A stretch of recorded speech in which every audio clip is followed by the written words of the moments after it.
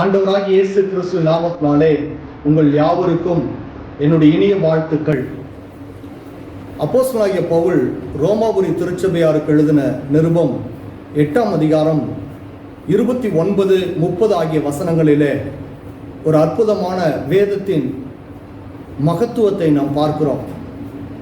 ஆண்டவராய் கர்த்தர் இந்த உலகத்தை எப்படி தம்முடைய ஆளுகைக்குள்ளே வழிநடத்தலுக்குள்ளே கொண்டு வந்தார் என்று சொல்லி அற்புதமாக அப்போஸ்தலனாகிய பவுல் விளக்கி இருக்கிறார்.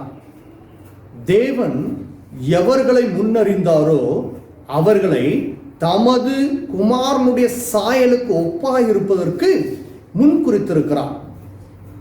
எவர்களை முன்குறித்தாரோ அவர்களை அழைத்தும் இருக்கிறார். எவர்களை அழைத்தாரோ அவர்களை நீதிமான்கள் ஆக்கியும் இருக்கிறார்.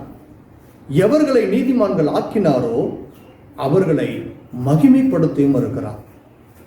இந்த வேதத்தின் சத்தியங்களை தான் பிரியமானவர்களே நம்முடைய பாப்திஸ்து திருச்சபையார் உலகம் எங்கும் விசுவாசித்து தேவனை மகிமைப்படுத்தி சாட்சியாக அறிவித்துக் கொண்டிருக்கிறார்கள். டுலிப் என்று சொல்லி நாம் அழைக்கும் போது 5 காரியங்களை உள்ளடக்கின முதல் எழுத்தை சேர்த்து அழகான மறுக்க முடியாத வேதாகம உபதேச உண்மைகள் என்று சொல்லி நமக்கு வேதத்திலிருந்து எடுத்து நம்முடைய முன்னோர்கள் கொடுத்திருக்கிறார்கள். முதலாவதாக டோட்டல் டிப்ரேவிட்டி ஆஃப் த மேன்கைண்ட். மனிதன் முற்றிலும் சீரழிந்த நிலையிலே காணப்படுகிறான். தேவனுடைய சாயலில் படைக்கப்பட்ட மனிதன் தன்னுடைய பாவத்தினாலே தேவனுடைய கற்பனைகளை மீறினதினாலே அவன் பாவத்தில் விழுந்து போய் சாபத்தை பெறுகிறான், மரணத்துக்கு பாத்திரவானாகிறான். சாகவே சாவீர்கள் என்று சொன்னது நிமித்தம் ரோமர் எழுதின நிருபம் 5ஆம் அதிகாரம் 12வது வசனத்தில் அப்போஸ்தலனாகிய பவுல் மிக தெளிவாக அவர் வெளிப்படுத்துகிறார்.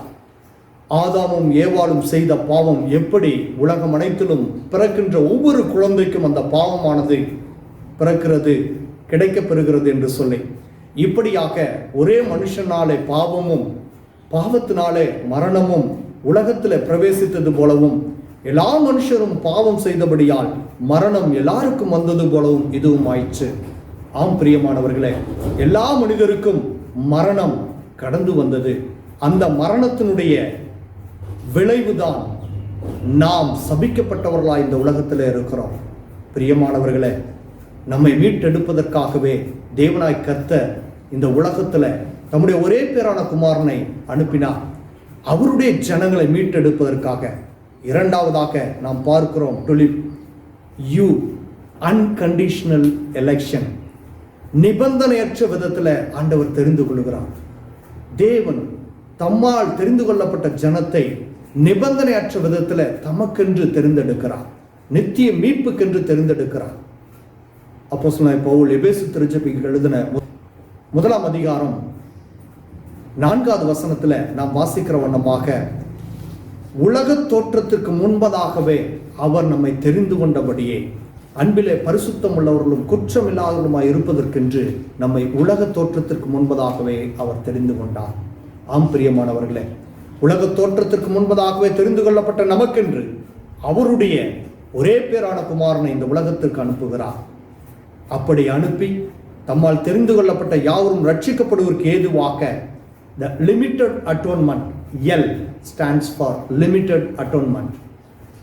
தேவனால் தெரிந்து கொள்ளப்பட்டவர்களுக்கான ரட்சிப்பை அவர் சுதந்திரித்து தருகிறார்.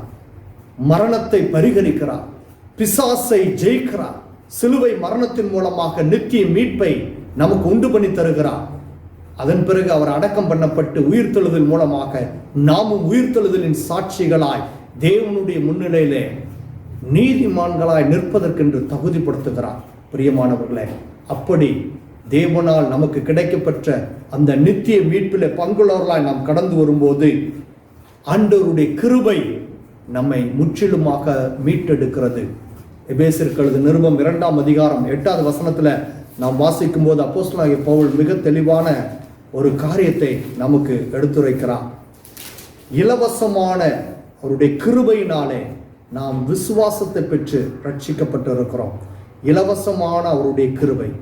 கிருபையினாலே விசுவாசத்தை பெற்று நாம் ரட்சிக்கப்பட்டு இருக்கிறோம். இது உங்களால் உண்டானதல்ல, இது தேவனுடைய ஈவு. ஆண்டவர் நமக்கு கிருபை அளிக்கிறவராய் இருக்கிறார். irresistible grace. I stands for irresistible grace. தடுத்தாட்கொள்ள முடியாத கிருபை. அநேக வேளைகளை நாம் நினைக்கலாம், ஆண்டவர் நமக்கு கிருபை அளிக்கிறார், அதை ஒருவேளை நாம் வேண்டாம் என்று சொல்ல முடியுமா? நிச்சயமாக முடியவே முடியாது.